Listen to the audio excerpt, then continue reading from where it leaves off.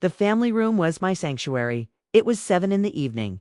Outside the window, the autumn wind was stripping the leaves from the oak trees. But inside it was warm. I was sitting in my green velvet armchair. This chair is not just furniture, it is a throne I earned. I bought it 15 years ago. I bought it with the very first check I received after my husband passed. The velvet is worn on the armrests, where my hands have rested for a decade. It smells of old perfume and memory. On the end table, a cup of coffee was cooling. The steam rose in a thin gray line. From the kitchen came the scent of peach. Cobbler.cinnamon.sugar.butter. It was the smell of a home that is loved. The television was murmuring softly. Just the evening. News. This was my quiet time. My joints ached less at this hour. My mind was clear. I was serving no one. I was not a mother. I was not a grandmother. I was simply Celeste, the owner of this house, or so I thought. Then the peace shattered.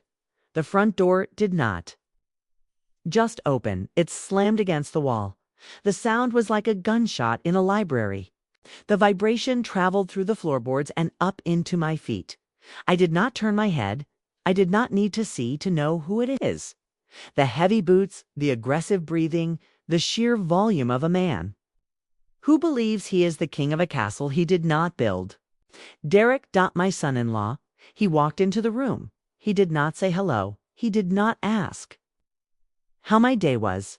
He walked with the stride of a conqueror. He threw his keys onto the console table. The metal scraped loudly against the polished wood. Would that? I polish every Saturday morning with lemon oil. He did not care. Behind him was a shadow. My daughter Lena, she was carrying 3 large shopping bags. I could hear the rustle of expensive plastic. I could see the logos of high-end stores. Bags full of things bought with money they claimed they did not have. But I stayed silent. I stayed in my velvet chair. I kept my eyes on the television screen.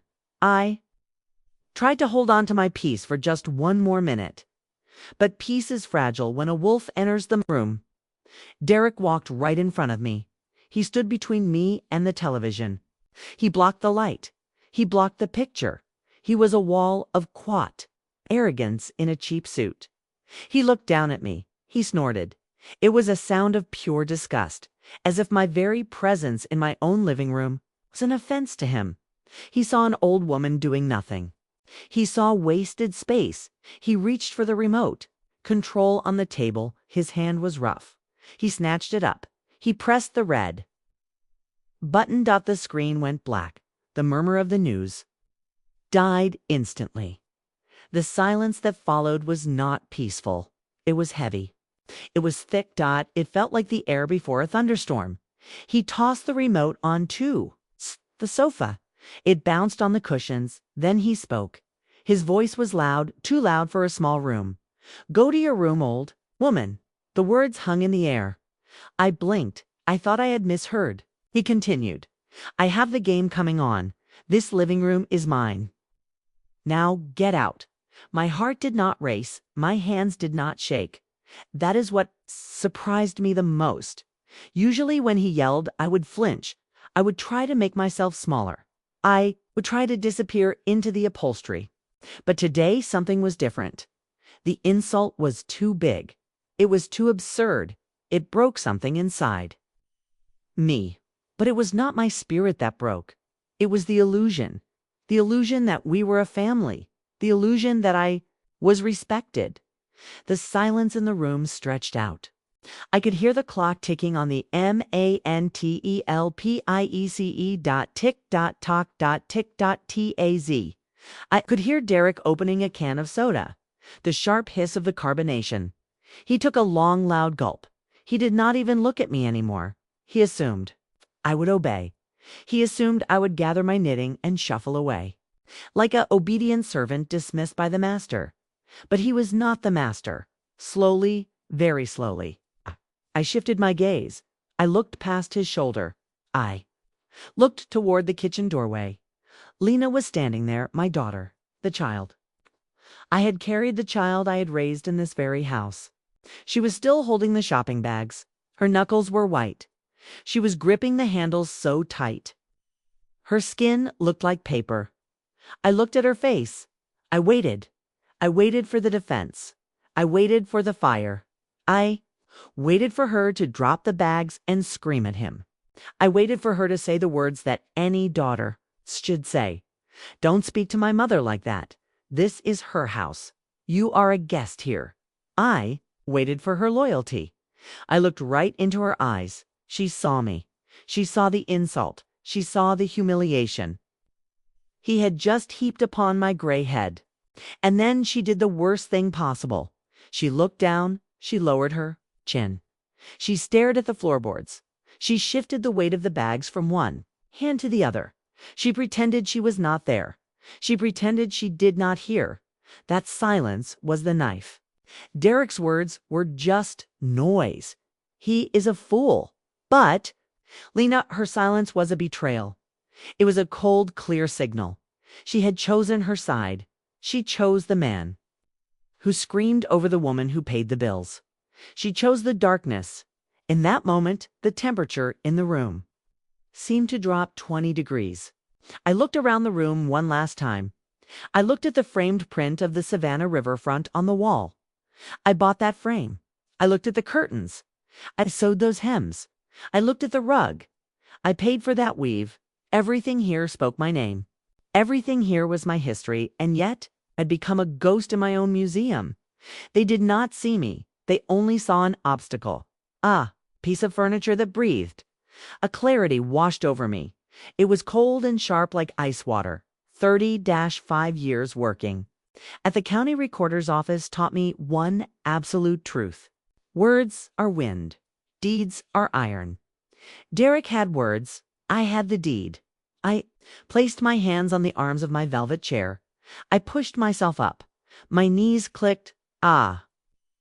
Dry sound on in the dead silence. It sounded like a judge's gavel hitting the bench. I stood to my full height. I am not a tall woman, but in that moment I felt 10 feet tall. Derek was already sprawling on my sofa. He was unbuttoning his shirt. He was scratching his stomach. He was making himself comfortable in his stolen kingdom. He did not look up as I stood. He turned the television back on. The roar of the sports crowd filled the room. It drowned out the sound of my breathing. I did not say a word. To speak would be to argue, and to argue would be to admit that he had a right to an opinion. He did not. I smoothed the front of my blouse. I walked past him. I walked past the coffee table, where his soda can was already leaving a wet ring on the wood. I walked past Lena. She flinched as I passed. She pulled the bags closer to her chest like a shield. She knew, deep down, she knew something had shifted, but she was too cowardly to ask. I walked into the hallway. I went to my bedroom. I did not go there to cry. I did not go there to hide. I went there to arm myself. I opened the bottom drawer of my dresser. Underneath the winter sweaters, I found it, the stiff leather. Pouched out my bank bag, and inside the pouch a set of keys. Not the house. Keys, the car keys, and something else. A blue folder with an IT span. My fingers brushed the rough paper of the documents inside. The deed of title, owner Celeste M. Everson. The paper was old, yellowed at the edges. But the law does not care about the color of the paper. It cares about the signature at the bottom. I took the pouch. I took my purse. I walked back out into the hallway. I passed the living room entrance. I could see Derek laughing at something on the screen. I could see Lena taking boxes out of the bags, shoes new. Shoes for him, bought with my money. While I was being told to go to my room, I walked to the front door. My heels clicked on the hardwood floor. Tap, tap, tap, a steady rhythm. Derek turned his head. He smirked. He raised his soda can in a mock toast. Taking a stroll, Celeste, he sneered. Don't get lost at your age. The memory goes first. I paused. My hand was on the doorknob. The metal was cold under my palm. I looked at the deadbolt. I looked at the lock. I had installed 10 years ago for safety. I did not answer him. I did not give him the satisfaction of a reaction. I Simply turn the lock. Click. I opened the door. The cold air rushed in. It felt clean. It felt like freedom. I stepped out onto the porch. I closed the door behind me. I did not slam it. I closed it quietly, firmly, like closing a book that you never intend to read again. I locked it from the outside. I tested the handle. Locked. I walked down the steps. I walked to the gate. I looked back at the house. The windows of the living room were glowing warm and yellow. Inside they were warm. Inside they were comfortable. Inside they thought they had one. They thought the old woman had gone to her room to weep. They were wrong. The old woman had gone to war. I turned my back on the house. I walked to the curb. I raised my hand. A taxi was turning the corner. It pulled up. I opened the door. Where to? The driver asked. I looked at my phone. I looked at the contact list. One name, Andrew V. Sterling, attorney at law. I looked up at the driver, the Grand Hyatt. I said, and step on it. I have a life to reclaim. The taxi door closed with a heavy thud. It sealed me in. It sealed the world out. The interior of the cab smelled of stale pine air, freshener and worn vinyl seats. Usually that smell would bother me. Tonight it smelled like a sanctuary.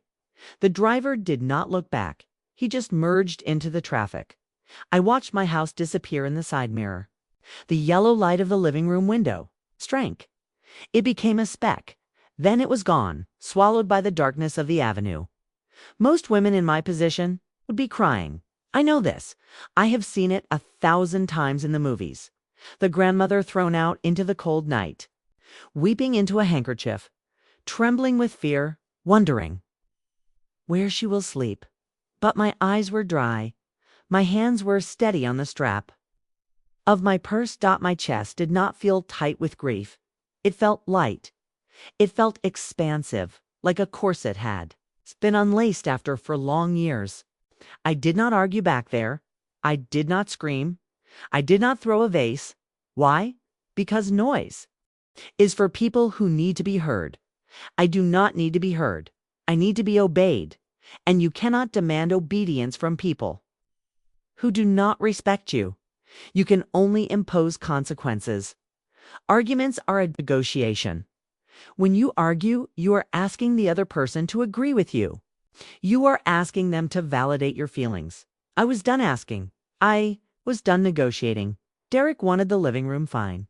He could have the living room, but he forgot that the living room is attached to a house, and the house is attached to a deed, and the deed is attached to me. I pulled my phone from my purse. The screen glowed bright in the dim cab. The blue light illuminated the wrinkles on my hand. My finger hovered over the contacts. I scrolled past Lena. I scrolled past the home landline. I stopped at a name I had not called in 3 years. Andrew V. Sterling, attorney at law. It was late, almost 9 at night. Most lawyers would be at dinner. Most lawyers would not answer. But Andrew, not most lawyers. We worked in the same building for decades. Him on property disputes. Me in the recorder's office. He knew my signature better than he knew his own wife's face. I pressed the call button. The ringtone buzzed in my ear once, twice. Click. Celeste. His voice was rough like gravel. It was surprised. It is nearly 9 o'clock. Is everything all right? I looked out the window. The city lights were blurring past. Red tail lights, green traffic signals. The world was moving on, and was moving with it. I woke up Andrew. I said it simply. I did not whisper. I looked at the city lights and I spoke clearly. I need your help. I have court tomorrow morning. Celeste. Why the rush? My mental health. And my property. Health. There was a pause on the line. He could hear the steel in my voice. He knew that tone.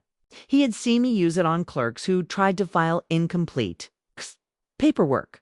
I am listening, he said. I want to evict tenants, but you live with your daughter and son-in-law. Celeste. Exactly. I said the word like I was cutting a thread. Exactly. Another pause. He was processing, where others saw family drama. I saw a breach of contract, where others saw a mother's love. I saw a landlord's negligence. What did they do? He asked. He did not ask if. I was okay. He asked for the facts. He yelled at me, Andrew. I kept my voice low and even. He told me to go to my room. He said, "Old woman, this living room is mine now." My daughter stayed silent. I left and will not return until they are gone. I understand. His voice shifted. It became professional, sharper. That is moral abuse at the very least. But you do not need pity, Celeste. You need the law. Am I right? The house is mine. Andrew, they have lived there for 4 years. No lease, no rent, all at my expense. I need a notice to quit. I am terminating the gratuitous use of the property. I am demanding they vacate the home. I used the legal terms. They tasted sweet on my tongue. Precise, cold, effective, personal. Service is necessary, Andrew said. I will send my junior associate, Roman P. Cruz. He will go first thing tomorrow. He is quiet. He is professional. He looks sharp in a suit. Straight out of the box. He delivers the news. Clearly, he will not engage in arguments. He will do, I said. We usually give 30 days. That is fine, I said, but include a warning in the text. 24 hours to understand the NH reality, and upon vacating they will be billed for back rent. And a penalty for holding over. Accepted, Andrew said. You are determined. I am wounded. Andrew, and a wounded woman who knows her rights is dangerous. Prepare the documents. I will be at your office by 8. I will sign before court, then send Roman to my house. The taxi slowed down. We pulled up to the curb of the Grand Hyatt. The hotel entrance was bathed in warm golden light. A doorman in a uniform stepped forward. He opened the taxi door. He offered me a hand. He treated me with more respect in 2 seconds than my son-in-law had shown me in 10 years. Can I help with your luggage, ma'am? He asked. I stepped out onto the pavement. The air here smelled different. It smelled of expensive perfume and polished brass. I only have my purse, I said quietly, and the dignity I just reclaimed. I paid the driver. I tipped him well. I walked into the lobby. The doors slid open automatically. The carpet was thick beneath my shoes. It was a world of order. It's a world where you pay for a service and you receive it. No shouting, no insults, just transactions. I approached the front desk. The young woman smiled. A genuine smile, not the fake smile Lena used when she wanted money. I need a room for tonight. Maybe longer, quiet, high floor. I placed my credit card on the marble counter. The plastic made a distinct tap. It was the same card that paid for the groceries Derek ate. The same card that paid for the internet he used to stream his games. Tonight it was paying for my peace. Room 1402. She handed me the key card. The elevator ride was smooth, silent. I watched the numbers climb. Floor 5, floor 8, floor. With every floor I felt lighter. I was rising above the basement of my life. I entered the room. It greeted me with the scent of lavender and clean corners. Everything was perfect. The bed was made without a single wrinkle. The towels were folded in precise geometric shapes. There was a large television opposite the bed. I walked over to the nightstand. I placed my purse down. I sat on the edge of the bed. The mattress was firm. I picked up the remote control. It was heavy, substantial. I pressed the power button. The screen flickered to life. I turned the volume up. Then I turned it down. Then I changed the channel. I did it again. Click, click, click, click. No. One shouted. No one told me to stop. No one told me the room belonged to them. I ordered room service, tomato soup, a glass of Cabernet. I ate slowly. My thoughts were back at the house. But they were not sad thoughts. They were strategic thoughts. I knew their routine. Right now, Derek would be asleep on the couch, mouth open, snoring. Lena would be cleaning up his mess, picking up the empty soda cans, maybe wondering where I was, maybe checking her phone, thinking I would call, thinking I would apologize, thinking I would come back and beg to be let in. They had no idea. They thought the silence was my defeat. They did not know. This was the eye of the storm. I finished my wine. The red liquid left a warm trail in my chest. I went to the window. I looked out at the city. Thousands of lights. Thousands of lives. Down there somewhere was my house. Tomorrow morning at 9:30, the doorbell would ring. It would not be a friend. It would not be a neighbor. It would be Roman P. Cruz. He would be wearing a crisp suit. He would be holding a piece of paper that weighed nothing but meant everything. The first gong of the war was about to sound. I closed the curtains. I turned off the lamp. I lay down in the cool, crisp sheets. I closed my eyes. Panic usually keeps you awake. Fear keeps you tossing and turning. But I felt no panic. I felt no fear.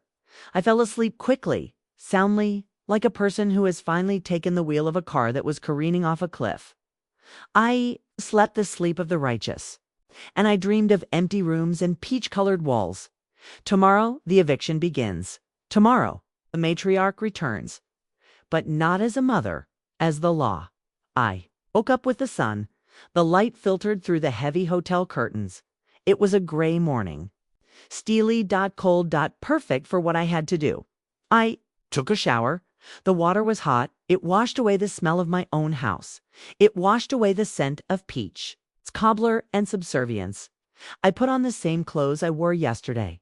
The linen trousers, the navy blouse, the comfortable shoes. I looked in the mirror. I saw a grandmother. I saw a woman who bakes cookies. I saw a woman who knits scarves. Good. That was my camouflage. The world underestimates. Their world underestimates. They think we are soft. They think our minds are like old lace. Fragile. Full of holes. They forget that lace is made with needles. I left the hotel. I walked 2 blocks to the financial district. The city was just waking up. Delivery. Trucks hissed. Steam rose from the manholes. People rushed past me with coffee cups. They did not look at me. To them, I was invisible. Just an old lady on a morning walk. I turned into a building with heavy brass doors. The brass tasted like pennies in the air. I pushed them open. The lobby smelled of floor wax and old money. I took the elevator to the 14th floor. The doors opened directly into the reception of Sterling and Associates. It was quiet here. It's a different kind of quiet than my living room.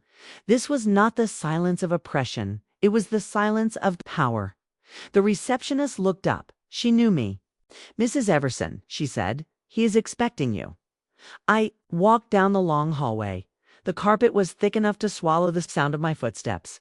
The walls were lined with mahogany, dark wood, serious wood. I opened the door at the end of the hall. Andrew V. Sterling was standing by the window. He turned. He is a big man. Shoulders like a linebacker. Suits that cost more than my first car. But his eyes were kind. "Celeste," he said. "You looked like you slept." "I did," I replied. "I slept like a baby. Or maybe like a judge." I sat in the leather chair opposite his desk. The leather creaked. It was a sound of authority. I placed my blue folder on the desk. I placed my bank bag next to it. The objects looked small on the vast expanse of his desk, but they were heavy with intent. "Let's review." Andrew sat down. He put on his spectacles. He opened a file. The paper rustle. Crisp. Dry. He looked at me over the rims of his glasses. "You are sure about this, Celeste? Eviction is ugly, especially family eviction. It leaves scars." I looked at him. I did not blink. "The scars are already there, Andrew." I said. "They are just on the inside. Now I am putting them on the outside where they belong." He nodded. He respected that. He pulled out a document. It was thick. The header was bold. Notice 2. Quit. He tapped the paper with his gold pen. "Here is the situation," he began. His voice was a deep baritone. A voice made for courtrooms. "They have lived there for 4 years. If they paid rent, they would be tenants. If they had a lease, they would be tenants. But they have neither. So what are they?" I asked. I leaned forward. I needed to hear the word. I needed the definition that would set me free. "They are gratuitous guests," Andrew said. The words hung in the air. gratuitous, uncalled. For lacking good reason. Guests, temporary visitors, he continued. A tenant has rights of possession. A guest only has a license to be there. A license granted by the owner, and a license can be revoked at any time. Revoked another. Beautiful word. Like a sword cutting a rope. So I can kick them out? I asked. Legally? Yes, he said. But we must be careful. If we just change the locks today, they will cry a legal lockout. They will call the police. They will say they have established residency, and the police might side with them just to keep the peace. So we do this by the book. We serve them notice. We give them 30 days. We terminate the license officially. 30 days. I whispered. It sounds like a lifetime. It is a standard. Legal period, Andrew said. It makes you look reasonable to a judge. If they refuse to leave after 30 days, we file the unlawful detainer. Then the sheriff comes, and the sheriff does not care about family drama. The sheriff only cares about the order of the court. I nodded. 30 days, I can do 30 days. I have done 4 years. I picked up the pen. It was heavy in my hand, cold metal. I looked at the signature line. Plaintiff, Celeste M. Everson, not mom, not grandma. Plaintiff, I signed. My name. The ink flowed black and permanent. The scratching sound was loud in the quiet office. Celeste. With every letter, I felt a weight lifting off my shoulders. I was signing a Declaration of Independence. Done. Andrew took the paper. He blew on the ink. He pressed a seal onto the bottom page. The crunch of the embosser was satisfying. It was a seal of doom. Roman is heading out. Andrew said. He looked toward the door. Oh, young man entered. He was tall. He had a face like stone. He wore a suit that was sharp enough to cut glass. He carried a leather briefcase. This is Roman P. Cruz. Andrew said. He does not smile. He does not negotiate. He delivers paper. Roman nodded to me. I'm saying. His voice was flat, neutral. I have the address. I have the notice. I have the notice. I will serve the male resident personally. If he refuses to take it, I will drop it at his feet. It counts as service. Go. I said. My voice surprised me. It was not the voice of a grandmother. It was the voice of a general. Roman turned and left. His footsteps were brisk, efficient. 20 minutes. Andrew said. 20 minutes, and he will be at your fence. He will ring the bell. And the world will change. I sat back in the chair. I closed my eyes for a second. I could picture it. The morning light hitting my front porch, Derek groggy and hungover, Lena making coffee, the doorbell ringing, not a friendly ring. A summons. I waited in the reception area. Andrew went back to work.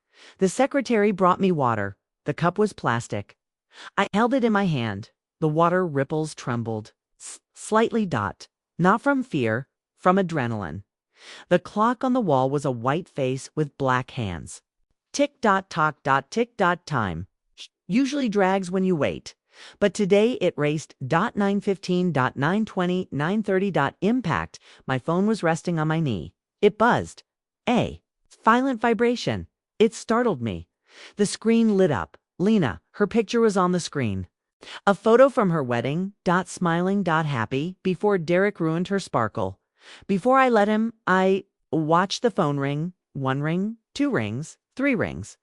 I did not rush. I was not at her beck and call anymore. I swiped my finger across the glass. I put the phone to my ear. I did not speak. I let her speak first. Mama. Her voice was a shriek. It was high and thin with panic. Mama, for heaven's sake, pick up. There is a man here, a man in a suit. He has a briefcase. He has a paper. Derek is screaming. He is throwing things. What is happening? Where are you? I pulled the phone away from my ear. I could hear the noise in the background.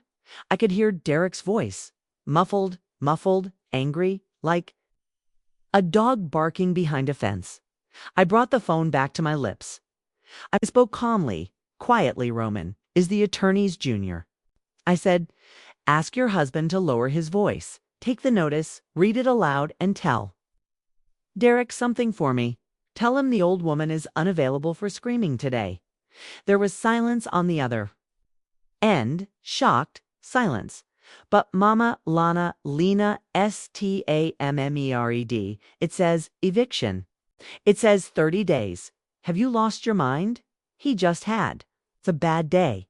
He is sorry. No. I said no. I said he is not sorry. He is caught, and I have not lost my mind. Lena, for the first time in years, I am completely sane. Read the paper, do what it says. The fewer screams, the better. I pressed the red button. End call. The silence returned to the office. It was immediate. It was absolute. I looked at the black screen of my phone. It was done. The grenade had been thrown. The explosion had happened. And I was safe in the bunker. The office door opened slightly. Andrew V. Sterling peeked over his glasses. He asked. I nodded. The show has opened on schedule. I said. Roman served the papers. We have the signatures. We have the proof. Now, we wait. I looked at the coffee machine in the corner. It gurgled. The smell of burnt caramel filled the air. Andrew stepped fully into the room. He looked at me with curiosity. Tea, he offered. I shook my head. I stood up. I smoothed my linen trousers. I picked up my purse. I picked up my notebook. No tea, Andrew, I said. I need something else. I need something stronger than tea. He raised an eyebrow. What do you need, Celeste? I walked to the window. I looked out at the city skyline. I need to turn off the utilities. I said, I need to cut the cables. I need to freeze the cards. I need to bring the winter inside that house, Andrew smirked. A small dry smile. That will be felt, he warned yesterday. Was painful, I said, turning to face him. Today is merely felt. They are different things. Is there a clothing store nearby? The Gallery Mall is 2 blocks away. Andrew said. Why? I touched the collar of my navy blouse. My grandma. Camouflage. It had served its purpose. I am dressed like a victim, Andrew. I said, if I'm going to set boundaries, I need a uniform. I am going shopping, and then I am going to shut down their world. One switch at a time. The Gallery Mall. It's cool and quiet. The air conditioning, humid. It was a sterile sound, clean. I sat on a soft velvet ottoman near the fitting rooms. I took out my small notebook. The pages were crisp and white. I clicked my pen. It was time for phase 2. Legal papers are slow. They take 30 days to work, but hunger is fast. Silence is fast. Discomfort? It's immediate. I looked at my list. Step 1 was complete. The notice was served. Step 2 was financial. Turn off the taps. Let the king of the living room learn the price of his kingdom. Let him see how dark his castle gets when the peasant stops paying the electric bill. I dialed the number for the service provider. The phone rang in my ear. A computerized voice answered. Press 1 for billing. I pressed 1. A human voice came on the line. Good afternoon. This is Marcus. How can I help you? Good afternoon, Marcus, I said. My voice was steady. I am the contract holder for the account at 424 Elm Street. I need to make a change. Certainly, ma'am. What kind of change? I want to request a temporary suspension of services. Everything. The fiber optic internet. The premium cable package. The sports bundle. The landline. There was a pause. The clicking of a keyboard on the other end.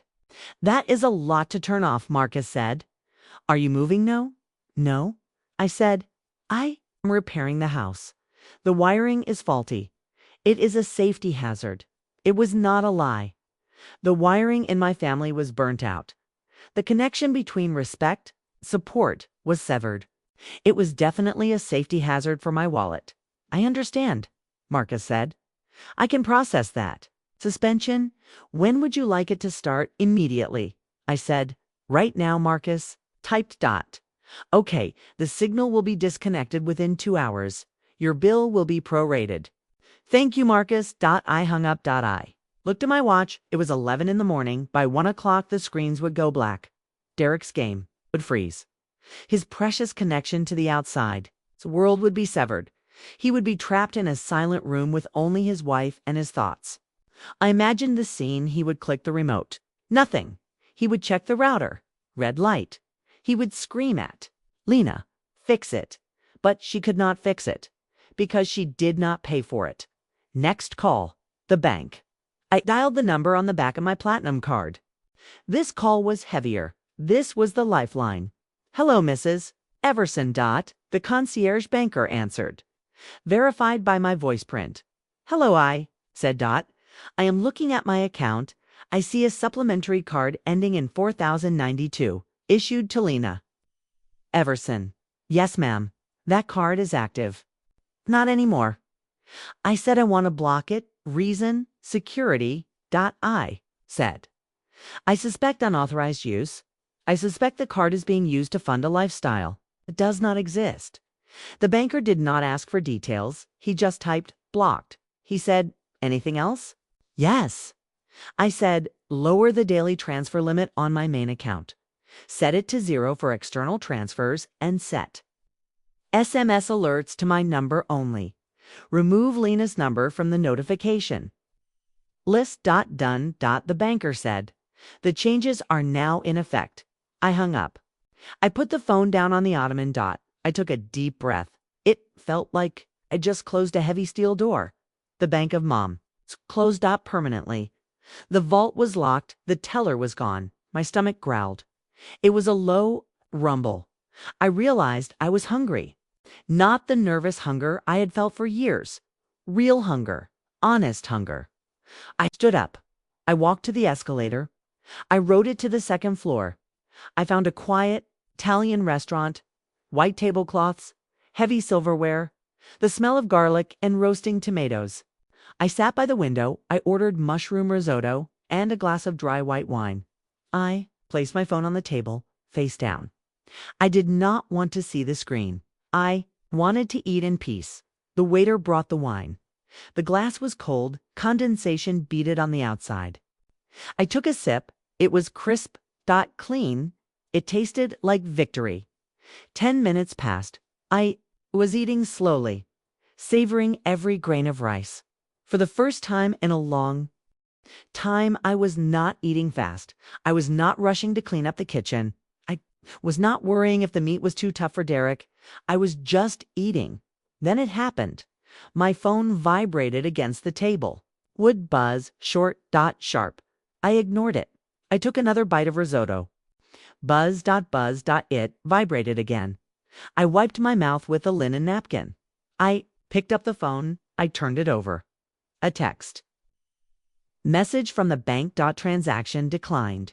$85. The butcher shop. Prime ribeye. I stared at the words, prime ribeye. Derek liked his steaks thick. He liked them expensive. He liked them paid for by me. Well, I ate soup. He ate prime rib.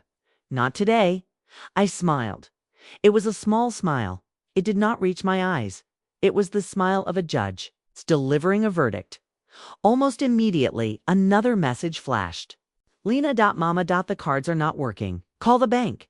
We are at the register. There is a line. It is embarrassing.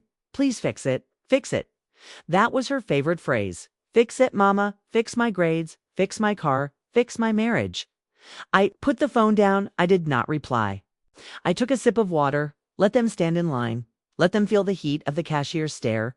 Let them feel the weight of their own empty pockets. Let Derek explain to the butcher why his plastic is worthless. Let him pull out his own wallet. Let him see the moths fly out. My phone rang.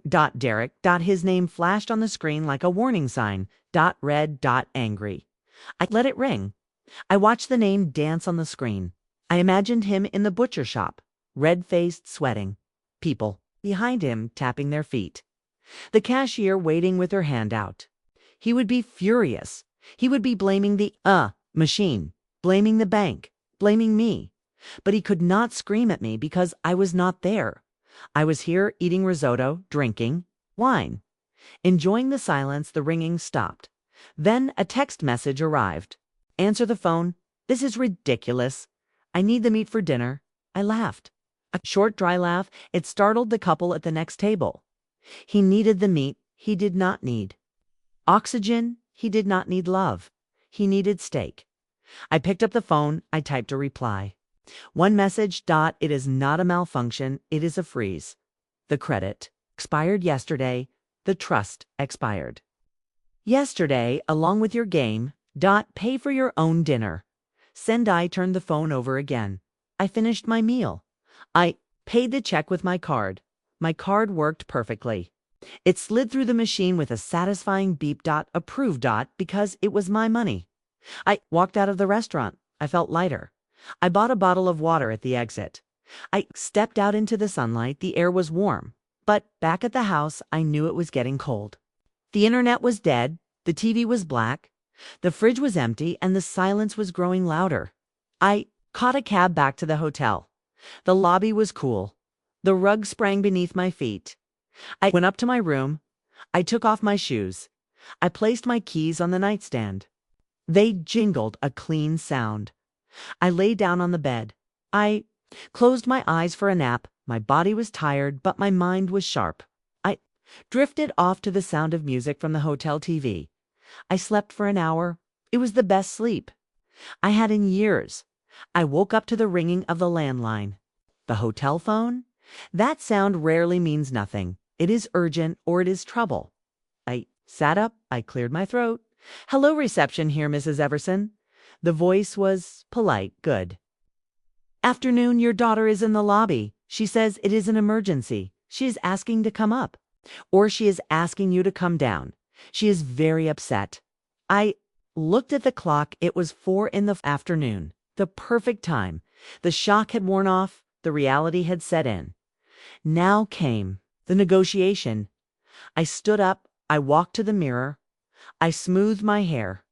I adjusted the chain on my glasses. The woman in the mirror looked back at me. She looked ready.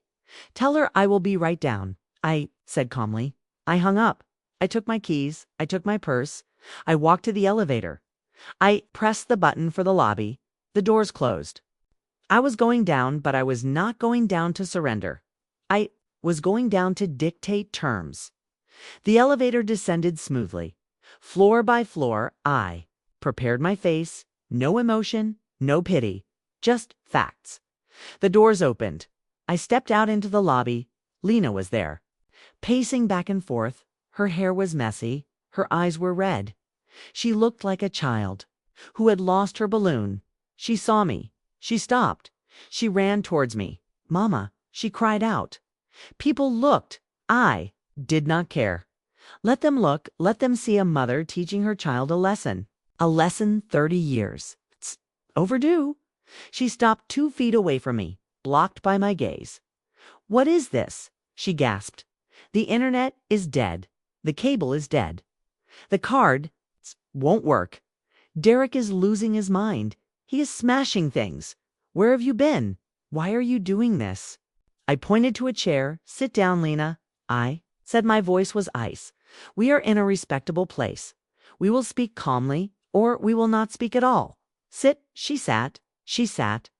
She collapsed into the chair. She looked up at me, terrified, because she realized something. The ATM was broken, and the technician was not coming to fix it. I left the restaurant. I walked 2 blocks down the gallery. Mall has a section for expensive tastes. I usually avoided it. I usually shopped at the discount store. I usually looked for red tags and clearance racks. Not today. Today I was not looking for a bargain. I was looking for armor. I walked into a store with glass doors and no prices in the window. The air inside smelled of raw silk and new leather. Sales assistant approached me. Her namatag read Jenna.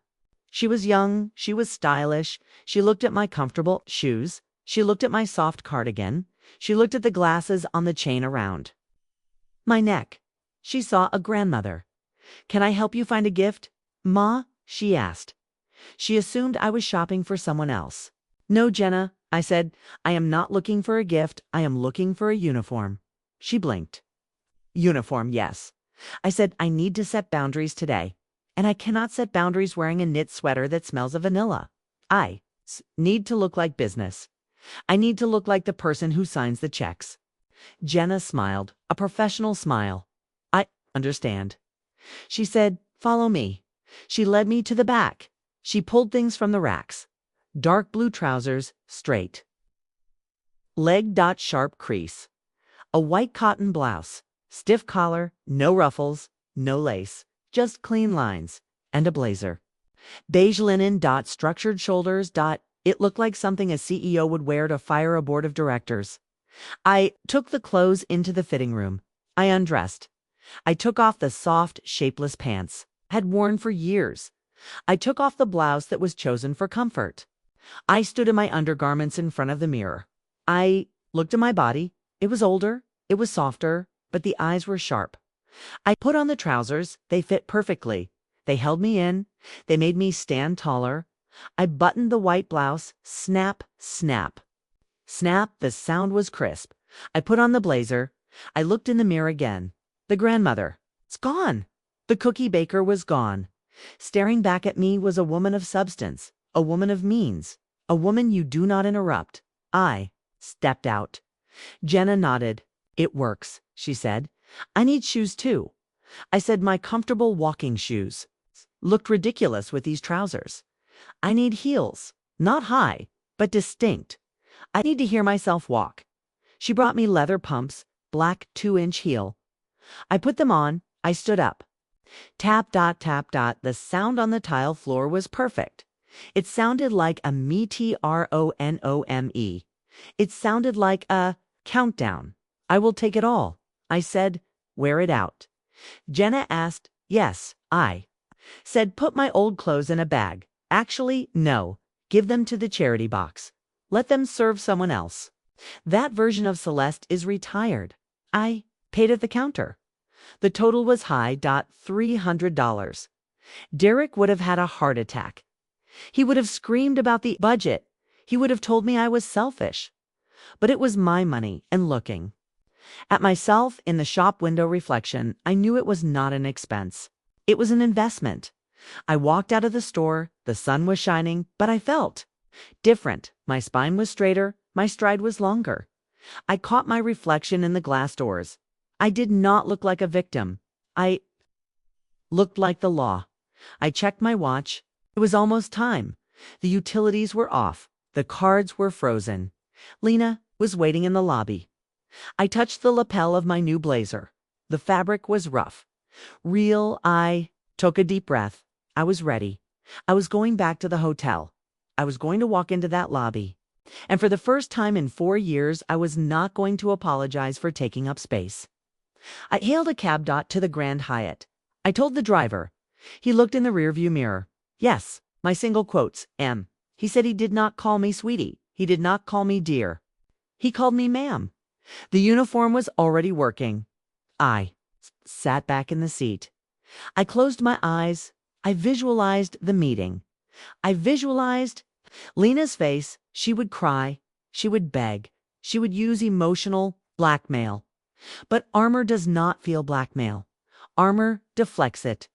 The taxi stopped. I paid. I walked into the hotel. The air conditioning hit my face. Cool, composed. I walked toward the elevators. I saw her, Lena. She was sitting in a plush chair. She looked small. She looked messy. She looked defeated. She looked up. She saw me. And for a split second she did not recognize. Key. She blinked. She was looking for her mother, but her mother was gone. The landlord had arrived. The elevator doors parted smoothly, silently. I stepped out onto the marble floor. The lobby of the Grand Hyatt is a quiet place. It smells of fresh lilies and old money. People speak in hushed tones here. They drink tea from porcelain cups. The only sound is the gentle clinking of silver spoons against china. But there was one person who was not hushed. Lena. She was pacing between the velvet sofas. She looked out of place. Her blouse was wrinkled. Her hair was coming loose from her bun. There were dark circles under her eyes. She looked like a woman who had been running in circles for 24 hours. She saw me. She froze. She stared at the beige blazer. She stared at the sharp trousers. She stared at the heels that clicked on the floor. For a moment, she did not see her mother. She saw a stranger. Then her face crumbled. "Mama," she gasped. She rushed toward me. She reached out her hands. She wanted to grab my arm. She wanted to transfer her panic onto me. I took a step back.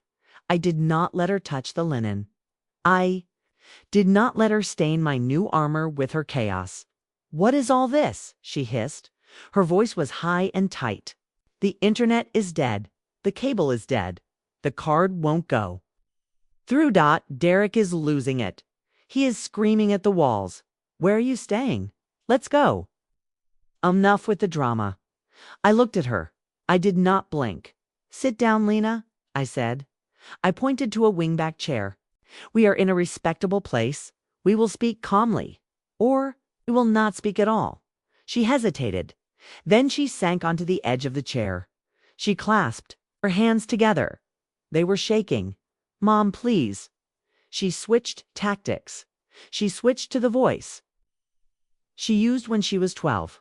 The voice she used when she broke a vase. Soft, placating. "Let's talk like family. He just had a bad day yesterday. He didn't mean it. He already texted you apologizing. Let's go home. I'll make tea. We will talk it through." I sat opposite her. I crossed my legs. I adjusted the crease in my trousers. "I am not offended, Lena," I said evenly. "I am not sulking. I have made a decision. The house is mine. You have lived there for 4 years without a lease. I am giving you 30 days to move out. As of today's, 0 utilities. This is not revenge. This is order." Her eyes widened. "But he has to work." She flared up. Her voice rose. A man at the next table looked over. I stared him down until he looked away. "He has calls. He has deadlines. You are ruining his reputation. Let him work from a co-working space." I countered. "Let him work from a cafe. Let him work from his mother's house. The internet, the TV. The supplementary card. These were paid for by me. Not anymore.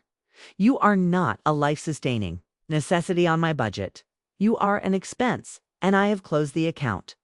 She sucked her lips in. She looked like she had been slapped. "You are humiliating us," she whispered. "Everyone saw it at the store. Today. The card failed. It said declined. Humiliation is being thrown out of my own family room." I said quietly. "Humiliation is eating the burned edges of the pie while the king eats the center. Today no one is humiliating anyone. Today everyone pays their own bill. It is called adulthood." She tried to mount a defense, but we were saving. She asked him. "We had money. Derek said we were investing." "Stop." I held up a hand. "Where is the money, Lena?" I asked. "Over 4 years the savings should be nearly $100,000 just on living expenses and bills that I paid. Where is it?" Her gaze drifted sideways. She looked at the floor. She looked at the ceiling. She looked anywhere but at me. "He said it was tied up in business," she mumbled. "Investing. He said he would. Show me later. He will show you." I nodded. "Tomorrow at 10 sharp. At Mr. Sterling's office. You are both invited. We will see what your business is. You called a lawyer against your own family." She accused me. Tears welled up in her eyes. She was testing me. She was trying to find the soft spot. I called the rules. I replied, "Family is respect. Family is not go to your room, old woman. Family is not treating a mother like a piece of furniture. Furniture does not pay bills, Helena, and furniture does not have a credit limit. Tomorrow is about the rules." She sighed. A shuddering breath. "If we leave," she whispered, "he's going to file for divorce. He says if he doesn't have your house, he doesn't want to be with me." The words hung in the air. Brutal. Honest. She finally said it. I leaned forward. I placed my hand on her. Clasped hands, not my palm, was warm. Hers were cold as ice. "Listen to me, Lena," I said. If your marriage is held together by my square footage, if your love is based on my bank account, that is not family. That is a hostage situation. And you are the hostage. She snatched her hands away as if I had burned her. You have become cruel, she spat. Old and cruel. I have become an adult, I said calmly. At 68 years old, I am finally an adult. You are 40. You have a head start. Use it. We were silent. The teacups clinked round us. The waiter walked by with a silver tray. Just turn the internet back on. She tried one last time. He won't cope, and neither will. I know internet, I said, but your voice is fine. Use it. Tomorrow, we talk at the attorney's office. Today's silence. Lena stood up. She adjusted the strap of her purse. She searched my face. She was looking for the mother who used to give in. She was looking for the grandmother who baked cookies to keep the peace. She did not find her. She found the landlord. I'll be there. She tossed over her shoulder. Be there at 10. Sharp, I said. She left quickly. She almost ran to the revolving doors. I watched her go. I watched her disappear into the chaos of the street. I sat back in the chair. I exhaled. I felt the tension drain out of me. Not weakness, just release. I took the stairs up to my room. I needed the walk. I needed to feel my legs working. I entered my room. I turned on the desk lamp. I opened my laptop. A message was blinking in my inbox from Andrew V. Sterling. Subject line update. I clicked. It opened. Celeste, notice served. Derek's corporate lawyers have confirmed receipt. He has been sending internal emails pressuring you. The director was copied on his rant. Reprimand likely. Negotiations tomorrow at 10 sharp. Both will attend. Sincerely, A.V. Sterling. I closed the lid of the laptop. Snap. Haste is the sister of fear. The king of the living room. Already making mistakes. He was screaming at work. He was screaming at home. He was revealing himself. I opened my phone. I scrolled through the settings. I found the family location app, the one Derek installed for my safety. Years ago, or so he said. Really, it was to track me, to make sure the furniture didn't move. I pressed the button. Revoke access. Confirm. GOLOC access prohibited flashed on the screen. Good. My on the map belonged to me again. I took the keys out of my purse. I spilled them onto the nightstand. The metal jingled cleanly. Like a new password. Outside the window, the light stretched along the avenue. The city was preparing for night. I sat on the edge of the bed. I felt it. Order inside. Not victory, not euphoria, just order. Tomorrow. At 10, the conference room door would open. 3 people would walk in. Him, my daughter, and the law. And I would be sitting at the head of the table. The conference room was freezing. I asked for it to be cold. 68 degrees. The air conditioning vents hummed. Overhead. It was a low mechanical drone. I sat at the head of the table. The mahogany surface was polished to a mirror shine. I could see my own reflection in the wood. Beige blazer, steel gray hair, unblinking eyes. To my right sat Andrew V. Sterling. He had arranged his folders with geometric precision. His gold pen lay parallel to the edge of the table. In front of me lay my weapons, my driver's license, the deed of title, the notice of termination. Paper, just paper, but paper cuts. Deeper than knives. The door clicked. The paralegal murmured from the hallway. They are here. The heavy oak door swung open. Derek stumbled in first. He did not look like a king today. His usual arrogance had faded. It was replaced by the gray pallor of a sleepless night. His shirt was wrinkled. His tie was loose. It hung around his neck like a noose. He had tied himself. There were dark circles under his eyes. Behind him came Lena. She clutched her purse to her chest. She used it as a shield. Her eyes were glued to the carpet. She looked like she was walking to the gallows. Please be seated, Andrew V. Sterling said. His voice was a deep baritone. It resonated in the room like a judge's gavel. I am not here for a greeting. Derek snapped immediately. He pulled out a chair. The legs scraped against the floor. A harsh screeching sound. "Enough with the show," he spat. "We have lived there for 4 years. We have rights." I looked over the rim of my glasses. I paused deliberately. I let his anger hang in the cold air. I let it freeze. "Rights are exactly why we are here." I said calmly, "The house is my sole property. You are using it at the owner's goodwill. I have terminated that." Goodwill, the notice is on the table. The deadline is 30 days. There is something called adverse possession. He shot back, his words tripped over each other. He had clearly spent the night on Google. "We possessed it openly as owners. Have you even seen the law?" I smiled, a slight cold curving of the lips. "I have." I said, "I worked with property law for 35 years. Derek, adverse possession applies when the owner is absent. It applies when the owner does not pay. It applies when the owner does not object. I live there, I pay, and I object. You are not owners. You are temporary and loud guests." Derek's jaw clenched. He ground his teeth. I could see the muscle jumping in his cheek. He turned his eyes to Andrew V. Sterling. He was seeking support from another man. He thought the lawyer would side with him. "The notice is proper," Andrew confirmed smoothly. Service was executed upon. Expiration of the deadline, a lawsuit will be filed. We will sue for eviction, and we will sue for fair market rent. From the date of the notice, this is illegal. Derek raised his voice. "It cracked. She cut off our internet. She cut off our funds. This is emotional distress. I am suing." "Internet is not a life-sustaining utility," Andrew said, unblinking.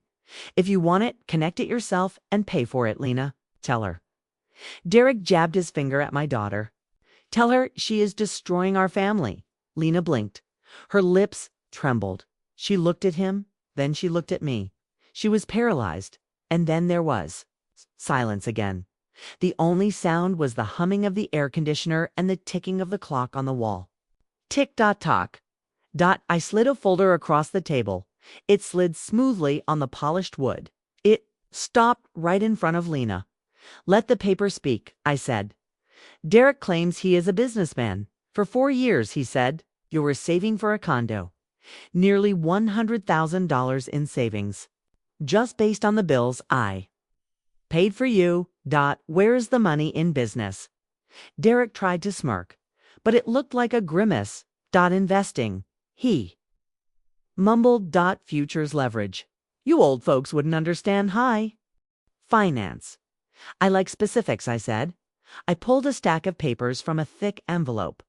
I laid them out one by one like tarot cards. 3 loan default notices. A broker statement. Margin call, balance below 0. Red ink everywhere. Red ink. Derek lunged for the paper. He tried to grab it, but Andrew V. Sterling's hand landed first. His hand was heavy. It pinned the document to the table. "Put it down, Andrew," said. His voice was low, dangerous. "Let your wife read it." Lena took the sheets. Her fingers shook so hard the paper rattled. She looked at the numbers. She looked at the dates. She looked at the names of the companies. I saw the moment of realization. It hit her like a physical blow. Her shoulders slumped. Her mouth dropped open. One heavy tear rolled down her cheek. It was not a tear of pity. It was a tear of cold awareness. 0, she whispered. "Even a deficit.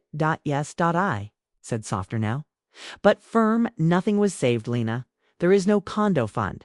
There is no investment portfolio. There were bets. There were games. There was $8.5 primary buy. There was imported beer. All on my card. I would have made it back." Derek flared up. He slammed his fist on the table. The sound was dull. "The market is turning around. I just needed one more infusion, one more chance. And that is why you needed my living room." I raised an eyebrow to lose. "Louder. To send me to my room so you could gamble in peace." He clenched his fists. The anger in his eyes was undercut by fear. I saw it. He was a cornered rat. "I am your son-in-law," he forced out. Family is supposed to help. Family is respect and boundaries. I said, you offered neither, and you will receive neither. I stood up. That movement was enough. Everyone straightened. Terms, I stated. I clipped my words. I made them sharp. 30 days to move out. The internet will not be returned. The cable will not be returned. The supplementary cards are destroyed. If I hear screaming when I visit to collect my winter clothes, I will call the police. I will file a report for threats. We will see how job recruiters feel about a police record on top of your corporate reprimand. Derek slumped in his chair. It was as if his internal bolts had been unscrewed. He deflated. The arrogance evaporated, leaving only a small, sweating man in a wrinkled suit. Lena covered her face with her hands. She began to sob quietly. The horror of the air conditioning became audible again. And one more thing. I turned to my daughter. This is your choice, Lena. Over these 30 days, you decide. Do you continue to drown with a man who lied to you? Do you drown with a man who dragged you down? Or do you swim to the surface? I am a mother. But I am not a bank. And I am not a free cafeteria. Lena lowered her hands. Her face was wet, but her eyes were clear. For the first time in a long time, she looked straight at me. But if I have nowhere to go, she whispered hoarsely, you will find a place. I said, you work, rent a studio apartment, sell the luxury car, manage your own accounts. I have paid for my lessons in full. Now you must pay for yours. I gathered my papers into the folder. Snap. The sound of the elastic band was final. Andrew V. Sterling stood up. The meeting is concluded. He said. Roman will handle all further contact in writing. I walked around the table. I passed Derek. He did not look up. He was staring at his hands. I stopped for half a step. You can press the remote control of your own life as much as you like, Derek.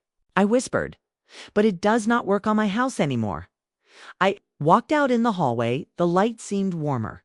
The air felt cleaner. I walked to the elevator. I heard the scraping of a chair behind the door. I heard Lena's choked whisper.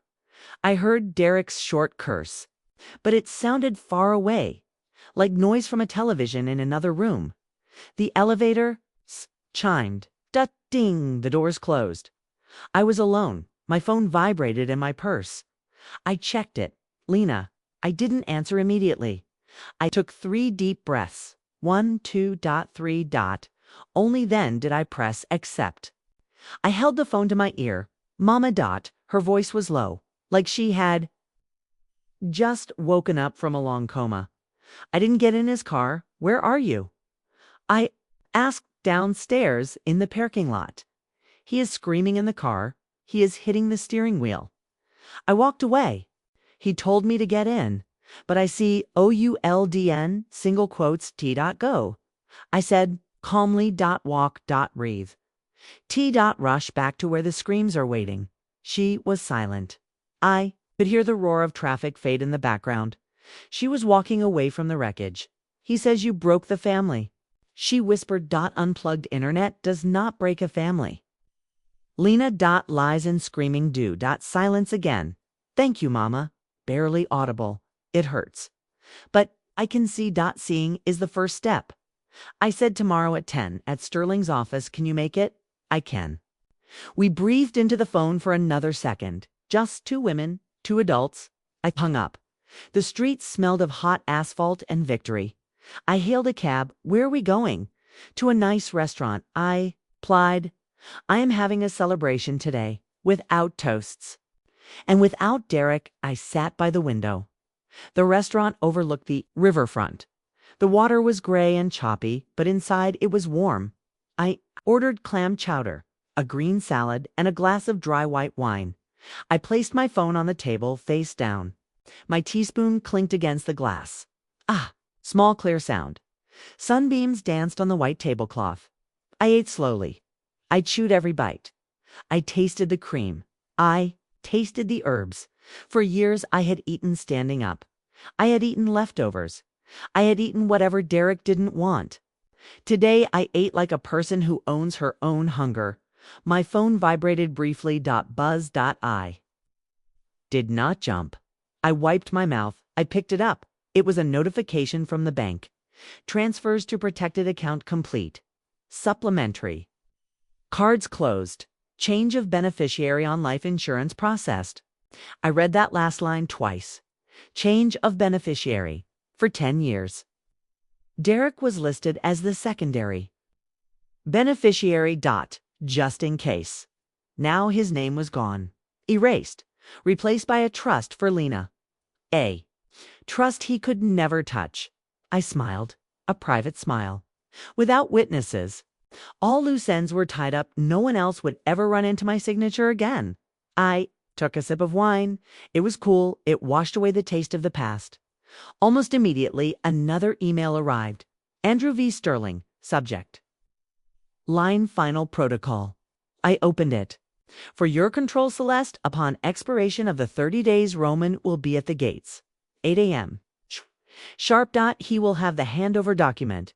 He will have the inventory list. If there are threats, call 911 regarding Derek's employment. The reprimand has been confirmed. I drank the wine to the bottom. I set the glass down. It made a hollow thud. The case file was closed. A switch flipped in my head. The final act was scheduled. I paid with my card. I tipped the waiter 20%. I walked out of the restaurant. I walked along the water. The wind smelled of river air and heated metal. People walked past me. They were arguing about trivial things. Dinner plans, movies, kids zipped by on scooters. They had no idea. They saw an old woman in a beige blazer. They did not know I had just dismantled an empire of lies. I stopped at a store window. I saw my reflection, the same woman, but brighter inside. Not a victim, not a hero, just an adult. I returned to the Grand Hyatt in the evening. The lobby was quiet. I went up to my room. I took off my blazer, my armor. I hung it on the hanger. I smoothed the linen. It had done its job. I spread my keys on the nightstand. I spread the documents. I took out a small notebook. I opened a clean page. I clicked my pen. I wrote the header. Day 30. Plan. Morning. Roman arrives. Deed and keys exchange. I am not home. No scenes. Evening. Open windows. Mop the floor with warm water and disinfectant. Scrub the rug with a stiff brush. Tomorrow. Painter. Color. Peach. I underlined the word peach. Twice. The phone rang. It was not the hotel phone. It was my cell. Lena. I answered. Mama. Her voice was small. I am at Zoe's house. I am sleeping on a folding cot. It is uncomfortable, but it is quiet. Good, I said. He called dozens of times. She whispered.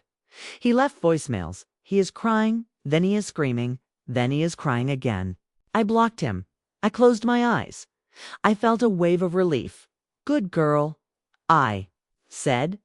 Get some sleep. Tomorrow at 10, we finish this. Mom. She paused. I could hear her breathing. Were you ever afraid of being alone? I looked at the empty hotel room. I looked at this single pillow. I answered honestly. I was terrified. Until I realized something. It is worse to be in a place where you don't exist. It is worse to be lonely in a room full of people. She sighed. A long shaky exhale. Good night, Mama. Good night, daughter. I hung up. I went to the bathroom. I turned on the shower. I made the water hot, steaming. I stepped in. The water washed away the stickiness. It washed away the layer of grime that had clung to me for years. The grime of his insults. The grime of her silence. I scrubbed my skin until it was pink. I stepped out.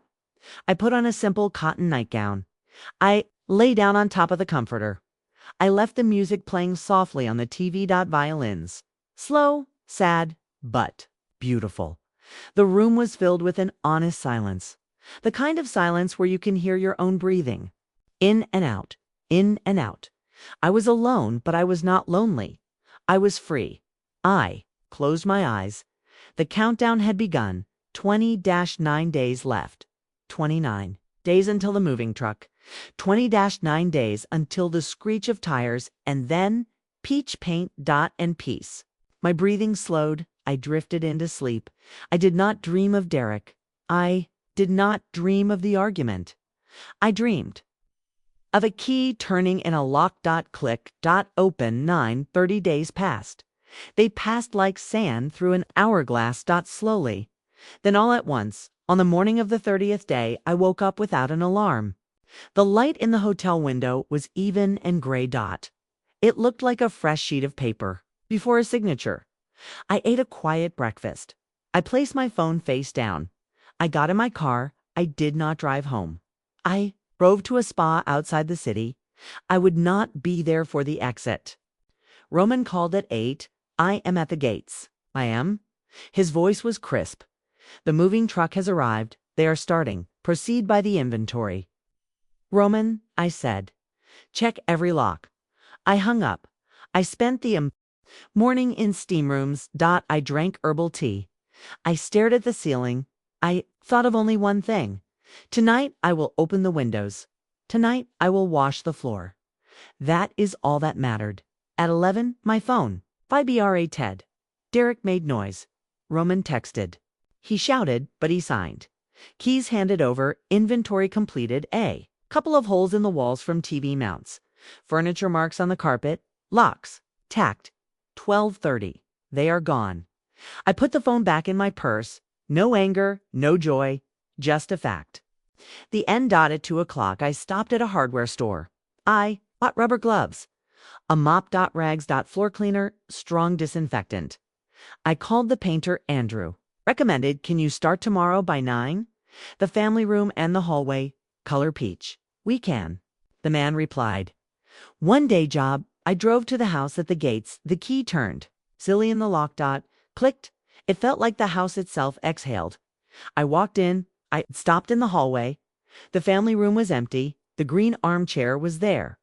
But the massive TV was gone. The gaming consoles were gone. The noise was gone. The air was heavy. It's stale. It smelled of stress. It smelled of Derek's cheap cologne. I threw open all the windows. Bang. Bang. A draft swept from the kitchen to the garden. It stirred the curtains. It carried out the remnants of someone else's life. I put on the gloves. Snap. First, the shelves, then the baseboards, then the corners where dust had accumulated. I gathered old magazines into a garbage bag. Magazines I never read. Sports Illustrated. Auto Trader. Trash. I wiped the frame of the Savannah Riverfront print. I hung it lower, where I could see it, not where it looked trendy. The floor got warm water twice. I scrubbed the rug with a stiff brush. Scrub. The house came back to life with every movement. It was breathing again. By evening, I put the kettle on. The whistle was a cheerful sound. The silence was not empty. It was golden, like fresh wax on the parquet floor. Then a short, polite ring at the door. Ding dong. I knew who it was. I walked to the door. Come in, Lena, I said. The coffee. Just brewed. She walked in slowly. She looked around. It is beautiful. She whispered. It is quiet. It is warm. It is peach. I nodded. Sit. We sat opposite each other. 2 mugs on the table. A plate of pie. Lena held her mug with both hands. She was grasping the warmth. I rented a studio. Apartment, she said. She looked at the steam rising from the cup. It is small. The neighbor upstairs likes loud music. The ceiling is low, but it is mine. I pay for it myself. I took on full-time work, and I filed for divorce. The pro bono lawyer is processing the papers. I nodded. A warm, quiet feeling rose inside me. That is the right path. I said it will hurt. Then it will settle. He says you broke up the family. She smiled faintly. It was a sad smile, but it was real. And I realized something, Mama. You didn't break the family. You just stopped feeding the lie. We were silent outside the window. The garden. Are you STL led? Thank you for saying no, she added. She placed her palm over mine while you were patching the holes. I couldn't hear myself. Hearing yourself is not a luxury. I said, "It is ordered," she inhaled deeply. "Mama, can I come over as a guest?" "No. Keys. No staying over. Just tea and conversation." "That is exactly what you should do." I replied, "The door is open for guests. It is temporarily closed for tenants." We hugged briefly. An adult embrace, firm, respectful, she left. She walked straight to the gate. She did not look back. She walked like a person, walked to her own pace. I returned to the family room. The peach walls glowed softly in the lamplight. My notebook was on the end table. I opened a clean page. I wrote the header, Wednesday, 4 p.m. T with the neighbors. Topic: wills. Separate accounts, passwords. Bring questions. Bring. A notebook.